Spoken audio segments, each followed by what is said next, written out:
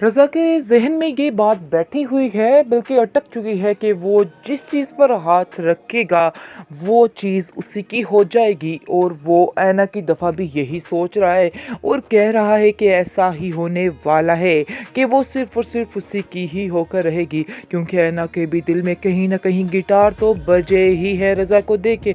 बहरहाल अब देखेंगे कि वो बहुत ज़्यादा एक्साइटेड है और बार-बार उसकी तस्वीर देखता है और बार-बार उसकी बातें करता है। लेकिन ये बात हमाद को अजीब सी लगती है और हमाद कहता है कि अपने दिलो दिमाग से इस तरह के ख्यालात निकाल दो, क्योंकि मुझे नहीं लगता कि वो लड़की तुम्हारे अंडर आने वाली है। वो बहुत ही रिश्ते निभाने वाली लड़की है और वो कभी भी अपने मंगेतर को ऐसे नहीं छोड़ने वाली है। ये तुम्हारी सरासर बेवकूफ़ी है। लेकिन आप देखेंगे जी, वो बहुत ज़्यादा गुस्से में आ जाता है, कहता है कि मेरे रास्ते में कोई भी हाइल नहीं हो सकता है।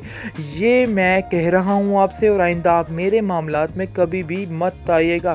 जिसको सुनकर मज़ीद परेशान हो जाता है हमाद, क्योंकि वो जानता है कि ये लड़का अब नई मुसीबत में पड़ने वाला है।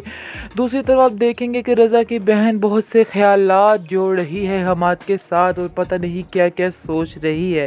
लेकिन ये ख़यालात उसके बेबुनियाद होने वाले हैं, क्योंकि ऐसा कुछ भी नहीं होने वाला है। हमाद को भी वही लड़की पसंद आने वाली है, या फिर किसी मजबूरी के तहत वो उस लड़की से शादी कर लेगा।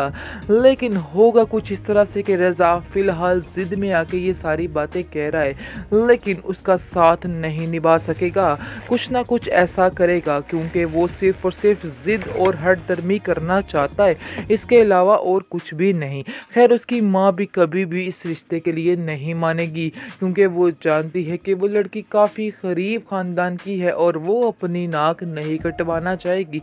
इसलिए आप देखेंगे कि वो साफ साफ कह देगी कि अपने दिलो दिमाग से निकाल दो ये बात। मैं तुम्हारी हर बात मान जाऊंगी, लेकिन ये बात मानने के काबिल नहीं है कि तुम्हारी शादी मैं उस गरीब ख़ानदान में करूंगी। जिसकी वजह से आप देखेंगे कि रज़ा कहता है कि अब तो समझिए कि मैंने इस बात को अपनी ज़िद बना लिया है और मैं ऐसा करके ही रहूँगा। लेकिन ये बात हमाद उसको समझाने की कोशिश करता है और कहता है कि मोहब्बत में ज़िद नहीं चलती है। शायद तुम्हें इस चीज़ का पता नहीं है, अगर नहीं पता तो इस बात का पता चलवा लो, क्योंकि ऐसा नहीं होने वाला है। वो लड़की कभी भी इस बात के लिए नहीं मानेगी, क्योंकि रज़ा काफ़ी बातचीत करता है ऐना की बहन से और उसको कहता है कि क्यों ये इस डोर में बंधी हुई है जो डोर इसके लिए है ही नहीं। यानी कि ये आदमी जिससे वो मंगनी करके बैठी हुई है, उसका साथ उसके लिए बिल्कुल भी बेहतर नहीं है। शायद इस चीज़ का आप लोगों को भी अंदाज़ा है। उसकी बहन आगे से आप देखेंगे कि कहती है, हाँ ये बात तो बिल्कुल ठीक है, मुझे भी इस चीज़ का अंदाज़ा है, लेकिन अब हम लोग मजबूर हैं, क्या कर सकते हैं, इसके अलावा और कुछ भी नहीं हो सकता है। लेकिन आप देखेंगे कि रज़ा उसकी बहन से मदद मांगेगा और कहेगा कि तुम मेरी इस मामलात में मदद कर सकती हो। इसको सुनकर वो कहती है कि आखिर मैं आपकी कैसी मदद कर सकती हूँ, मुझे तो कुछ समझ नहीं आ रही है, क्योंकि ऐसा करना बिल्कुल नामुमकिन है और कभी भी आयना ऐना जो है इस बात के लिए नहीं मानेगी, क्योंकि वो बाबा को कभी भी परेशान नहीं देखना चाहती। लेकिन रज़ा भी उसे मजबूर कर देगा और वो मजबूर हो ही जाएगी। ऐसा ही होने वाला है, क्योंकि आजकल उसके ख्यालों में सिर्फ़ और सिर्फ रज़ा ही छाया हुआ है और उसके बारे में ही वो सोच रही है। इसलिए आप देखेंगे कि वो कहीं न कहीं खो रही है उसकी यादों में और सोच रही है कि वो उसके बगैर वाक़ई में नहीं रह सकती है। ये सारी बातें उसके दिमाग में ना चाहते हुए बार-बार आ रही हैं, जिसकी वजह से वो काफ़ी परेशान भी है और अपनी बहन से इस बात का तज़किरा करती है। जिसको सुनकर उसकी बहन कहती है कि शायद तुम्हें उससे मोहब्बत हो चुकी है और ये हकीकत है, तुम्हें ये हकीकत मान लेनी चाहिए। रज़ा के ज़हन में ये बात बैठी हुई है, बल्कि अटक चुकी है कि वो जिस चीज़ पर हाथ रखेगा, वो चीज़ उसी की हो जाएगी। और वो ऐना की दफ़ा भी यही सोच रहा है और कह रहा है कि ऐसा ही होने वाला है कि वो सिर्फ़ और सिर्फ उसी की ही होकर रहेगी। क्योंकि ऐना के भी दिल में कहीं न कहीं गिटार तो बजे ही है रज़ा को देख के। बहरहाल अब देखेंगे कि वो बहुत ज़्यादा एक्साइटेड है और बार-बार उसकी तस्वीर देखता है और बार-बार उसकी बातें करता है।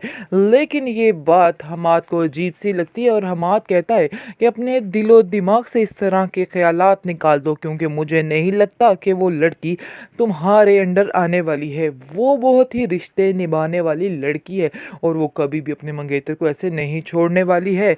ये तुम्हारी सरासर बेवकूफ़ी है। लेकिन आप देखेंगे जी, वो बहुत ज़्यादा गुस्से में आ जाता है और कहता है कि मेरे मेरे रास्ते में कोई भी हाइल नहीं हो सकता है। ये मैं कह रहा हूँ आपसे और आइंदा आप मेरे मामलात में कभी भी मत आइएगा। जिसको सुनकर मज़ीद परेशान हो जाता है हमाद, क्योंकि वो जानता है कि ये लड़का अब नई मुसीबत में पड़ने वाला है। दूसरी तरफ आप देखेंगे कि रज़ा की बहन बहुत से ख़यालात जोड़ रही है हमाद के साथ और पता नहीं क्या क्या सोच रही है, लेकिन ये ख़यालात उसके बेबुनियाद होने वाले हैं, क्योंकि ऐसा कुछ भी नहीं होने वाला है। हमाद को भी वही लड़की पसंद आने वाली है या फिर किसी मजबूरी के तहत वो उस लड़की से शादी कर लेगा। लेकिन होगा कुछ इस तरह से कि रज़ा फ़िलहाल ज़िद में आके ये सारी बातें कह रहा है, लेकिन उसका साथ नहीं निभा सकेगा। कुछ ना कुछ ऐसा करेगा, क्योंकि वो सिर्फ़ और सिर्फ ज़िद और हठधर्मी करना चाहता है, इसके अलावा और कुछ भी नहीं। खैर उसकी माँ भी कभी भी इस रिश्ते के लिए नहीं मानेगी, क्योंकि वो जानती है कि वो लड़की काफ़ी गरीब ख़ानदान की है और वो अपनी नाक नहीं कटवाना चाहेगी। इसलिए आप देखेंगे कि वो साफ साफ कह देगी कि अपने दिलो दिमाग से निकाल दो ये बात, मैं तुम्हारी हर बात मान जाऊंगी, लेकिन ये बात मानने के काबिल नहीं है कि तुम्हारी शादी मैं उस गरीब ख़ानदान में करूंगी। जिसकी वजह से आप देखेंगे कि रज़ा कहता है कि अब तो समझिए कि मैंने इस बात को अपनी ज़िद बना लिया है और मैं ऐसा करके ही रहूँगा। लेकिन ये बात हमाद उसको समझाने की कोशिश करता है और कहता है कि मोहब्बत में ज़िद नहीं चलती है। शायद तुम्हें इस चीज़ का पता नहीं है, अगर नहीं पता तो इस बात का पता चलवा लो, क्योंकि ऐसा नहीं होने वाला है। वो लड़की कभी भी इस बात के लिए नहीं मानेगी, क्योंकि रज़ा काफ़ी बातचीत करता है ऐना की बहन से और उसको कहता है कि क्यों ये इस डोर में बंधी हुई है जो डोर इसके लिए है ही नहीं। यानी कि ये आदमी जिससे वो मंगनी करके बैठी हुई है, उसका साथ उसके लिए बिल्कुल भी बेहतर नहीं है। शायद इस चीज़ का आप लोगों को भी अंदाज़ा है। उसकी बहन आगे से आप देखेंगे कि कहती है हाँ ये बात तो बिल्कुल ठीक है, मुझे भी इस चीज़ का अंदाज़ा है, लेकिन अब हम लोग मजबूर हैं, क्या कर सकते हैं, इसके अलावा और कुछ भी नहीं हो सकता है। लेकिन आप देखेंगे कि रज़ा उसकी बहन से मदद मांगेगा और कहेगा कि तुम मेरी इस मामलात में मदद कर सकती हो।